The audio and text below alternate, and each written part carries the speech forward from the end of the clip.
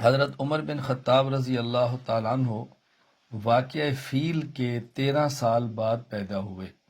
یعنی رسول اکرم صلی اللہ علیہ وسلم سے پہلے جو واقعہ فیل آیا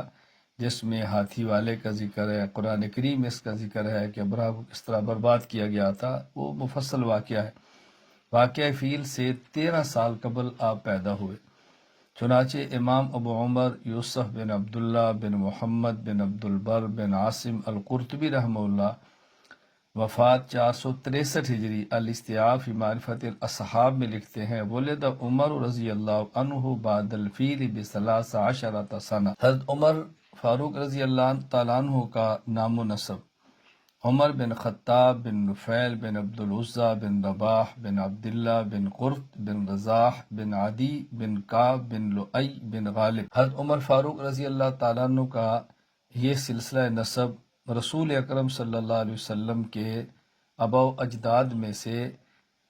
کعب بن لؤی پر جا کر نبی پاک صلی اللہ علیہ وسلم سے مل جاتا ہے۔ چنانچہ امام ابو القاسم اسماعیل بن محمد بن فضل بن علی القرشی الاصبہانی رحمہ اللہ وفات 535 ہجری سیر السلف الصالحین میں لکھتے ہیں، یلتقی مع رسول اللہ صلی اللہ علیہ وسلم فی کعب۔ مکمل آپ کا شجرہ نسب بیان کرنے کے بعد